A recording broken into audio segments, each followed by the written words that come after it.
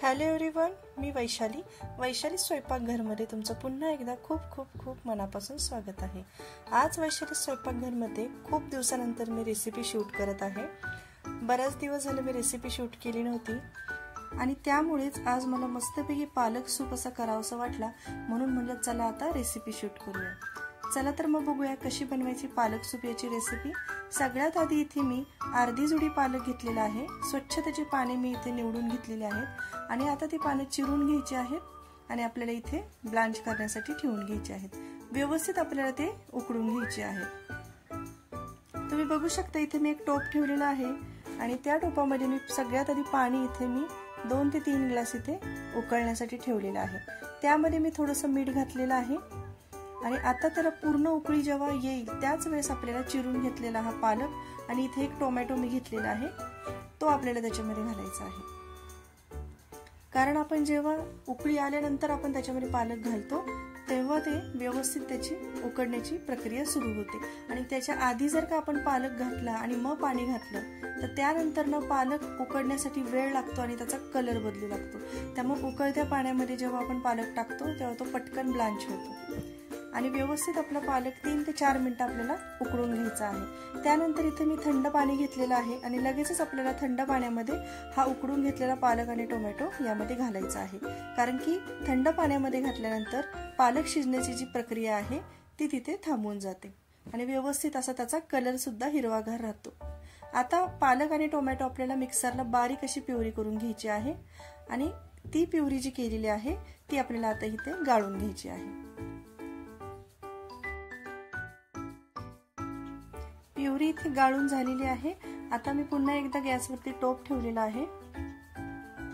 आता त्याच्यामध्ये इथे तुम्ही बटर किंवा तूप वापरू शकता। मी इथे 2 चमचा साजूक तूप घातलेला आहे। तूप घातल्यानंतर त्याच्यामध्ये बाहेर रेस्टॉरंटमध्ये आपण जे पालक सूप पितो त्याच्यामध्ये इथे मैदा वापरला जातो, पण इथे मी 2 चमचे इथे तूप वापरलेलं आहे आणि 2 चमचे इथे मी आता गव्हाचं पीठ घालणार आहे। मैद्याऐवजी इथे मी गव्हाचं पीठ वापरलेलं आहे। गव्हाचं पीठ व्यवस्थित त्याच्यामध्ये मिक्स करून घ्यायचं आहे आणि त्याच्या गुठळ्या अजिबात झाल्या नाही पाहिजे। पीठ छान मिक्स झाल्यानंतर आपण त्याच्यामध्ये अर्धा ग्लास इथे पाणी घालणार आहोत। पाणी यासाठी घालायचं आहे की जे काही पीठ आहे ते व्यवस्थितपणे त्याची कन्सिस्टन्सी आली पाहिजे आणि गुठळे अजिबात नाही झाले पाहिजे, त्यासाठी आपण इथे पाणी घालणार आहोत। 1 मिनिटभर आपल्याला पाणी घालून ते पीठ व्यवस्थित मिक्स करून घ्यायचं आहे। तुम्ही बघू शकता इथे दाटसरपणा आलेला आहे। आता लगेचच आपण त्याच्यामध्ये गाळून घेतलेली पालकाची जी प्युरी आहे ती ऍड करणार आहोत। व्यवस्थित छान मिक्स झाल्यानंतर त्यामध्ये तुम्हाला कितपत दाटसरपणा हवा आहे त्यानुसार थोडंसं पाणी ऍड करायचं आहे आणि तुम्हाला जर क्रीमी पालक सूप पाहिजे असेल तर तुम्ही थोडंसं पाणी ऍड करण्याऐवजी त्याच्यामध्ये दूध सुद्धा ऍड करू शकता।